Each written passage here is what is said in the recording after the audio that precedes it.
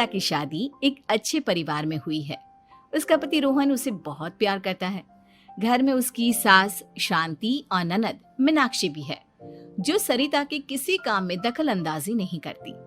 लेकिन फिर भी सरिता को ऐसा लगता है कि दुनिया की सबसे ज्यादा बेचारी बहू वही है और सबसे ज्यादा अत्याचार उसी पर हो रहा है।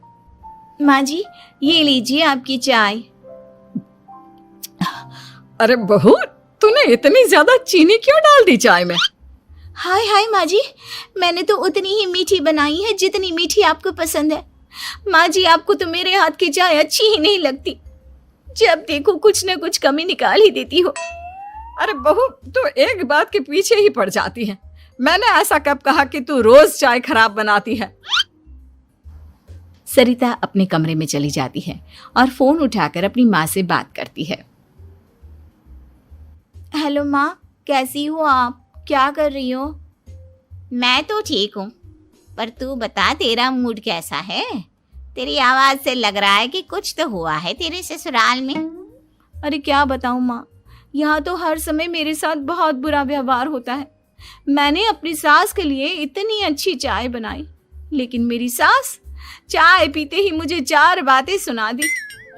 बेटी, तू इतनी छोटी छोटी बातों पर ध्यान ही क्यों देती हो? तुम्हारी सास ने कुछ बोल भी दिया तो क्या हो गया, वो बड़ी है ना तुझसे। माँ ने इतना समझाया, लेकिन इस बात का सरिता पर कोई असर नहीं हुआ। अपनी बेचारी बहू की छवि वो बदलना ही नहीं चाहती।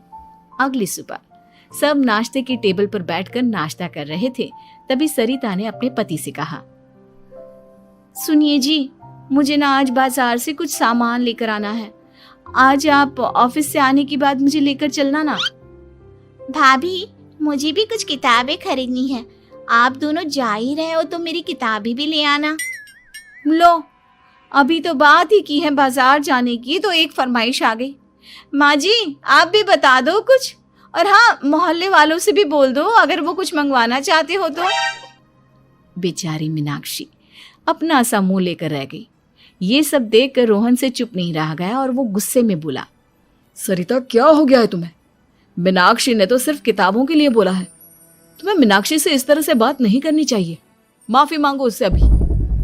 क्या? मैं माफी मांगू? दिन भर आपके घर के काम करूं मैं, आपकी और आपके घर वालों की बातें सुनूं मैं, और अब माफी भी मैं मांगू? ऐसा कभी नहीं हो सकता। ये बोलकर सरिता वहां से चली जाती है।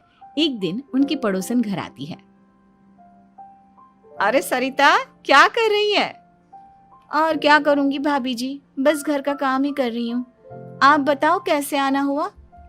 अरे मैं तो तुम्हारा हालचाल पूछने आई थी, लेकिन तुम तो बिजी लग रही हो। कोई बात नहीं, मैं बाद में आ जाऊंगी।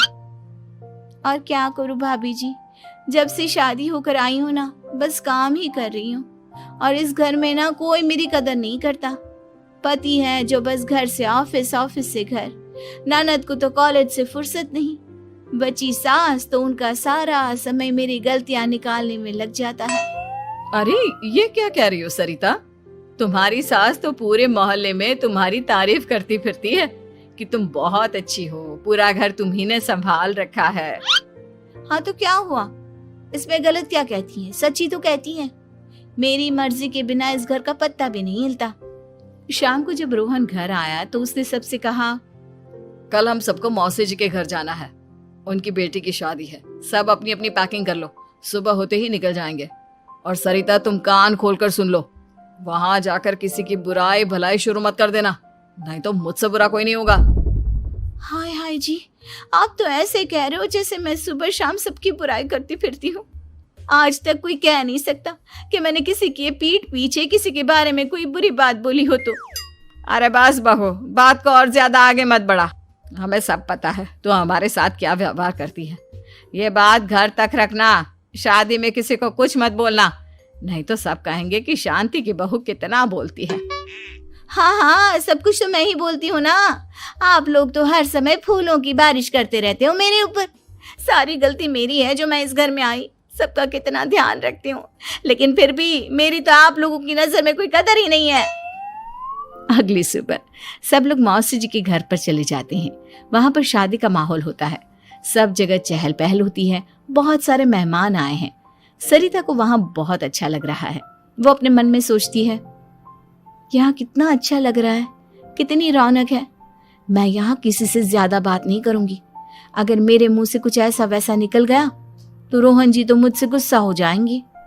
सरिता ये सब सोच ही रही थी कि वहां रोहन की कजिन साक्षी आ गई और सरिता से बोली, आप सरिता भाभी हो ना? जितना आपके बारे में सुना था, आप तो उससे भी ज्यादा सुंदर हो। हाँ वो तो है, मेरी सुंदरता की तारीफ सब करते हैं। मेरे मायके में तो सब यही बोलते हैं कि रोहन जी की किस्मत बहुत अच्छी है जिन्हें मैं मिली। लेकिन आप कौन है? मैंने आपको पहचाना नहीं। मैं रोहन भैया की कजिन हूँ। आपकी शादी पर नहीं आ पाई थी ना, इसलिए आप मुझसे मिले नहीं कभी। शांति मौसी और मीनाक्षी आपकी बहुत तारीफ करते हैं। क्या कहा तुमने? मेरी तारीफ? कभी नहीं। मेरे ससुराल वाले कभी मेरी तारीफ कर ही नहीं सकते। मैं इतनी अच्छी हूँ, मेहनती हूँ, लेकिन उन्हें तो मेरी कदर ही नहीं। सारा दिन घर का काम करती हूँ, फिर भी मेरी सास ना मुझे सुनाती रहती है, और पति भी मेरी सास की साइड लेते हैं। ना कभी बाहर ले जाते हैं, ना कहीं घुमाने। अगर घुमाने के लिए कभी बोल भी देना तो उनकी बहन बीच में आ जाती है। मैं कैसे रह रही हूँ उस घर में, ये मैं ही जानती हूँ। सरिता की ये बातें सुनकर साक्षी को बड़ी हैरानी हुई। अब वो हर किसी के सामने अपनी बढ़ाई और ससुराल वालों की बुराई करने लगी। रोहन और शांति को सरिता पर बहुत गुस्सा आया, लेकिन वो चुप रहे। अगले दिन जब वो अपने घर पर आए, सरिता, तुमने क्यों सबके सामने मेरी इज्जत का तमाशा बनाया? तुमसे बोला था ना कि चुप रहना। अजी ऐसा भी क्या कह दिया मैंने जो इतना भड़क रहे हो? तुम जहां जाती हो अपना रोना शुरू कर देती हो। कभी किसी दूसरे की बात ही नहीं सुनती, बस अपनी कहती रहती हो। तुमने सबके सामने हमारा तमाशा बनाकर रख दिया है। हे भगवान, मुझे अपने पास बुला ले। जिस घर में मेरी कदर ही नहीं, उस घर में मेरा क्या काम? अरे क्या करूंगी मैं यहाँ रहकर? जो भी आता है मुझे सुनाकर चला जाता है। मैं तो किसी से कुछ नहीं कहती। सीधी सादी बहू मिल गई है ना सबको, तो जो जी में आए वो करो। सरिता ने अपने आगे किसी को कुछ बोलने ही नहीं दिया, और उस दिन भी उसने सबके सामने खुद को बेचारी बना ही दिया। अगले दिन मीनाक्षी कॉलेज के लिए लेट हो रही थी, इसलिए वो हर काम जल्दी जल्दी कर रही थी। अपना नाश्ता लेने किचन में गई और पतीले में रखे गरम दूध को गिलास में डालने लगी। दूध का पतीला उसके हाथ से छूट गया और गरम गरम दूध उसके हाथ पर गिर गया। ओए माँ, हाय मेरा हाथ, माँ मेरा हाथ जल गया। मीनाक्षी की आवाज सुनकर सरिता दौड़ती हुई आई। ये क्या किया तुमने? तुम्हें नाश्ता चाहिए था तो मुझसे बोल देती, मैं क्या मना करती थी? अब पता नहीं कितने दिन की मुसीबत पाल ली तुमने। सरिता मीनाक्षी को उसके कमरे में ले गई और उसका बहुत ख्याल रखा। उसका इस तरह से ख्याल रखना शांति और रोहन को थोड़ा अजीब लगा। माँ, सरिता के दिमाग का भी कुछ पता नहीं। कल शादी में सबको इतना कुछ बोल कर आई है हमारे बारे में, और अब मीनाक्षी की कितनी अच्छी देखभाल कर रही है। ये ऐसा क्यों करती है? बेटा, तेरी बीवी की ना आदत हो गई है सबके सामने खुद को बेचारी दिखाने की, और आदत इतनी जल्दी नहीं बदलती।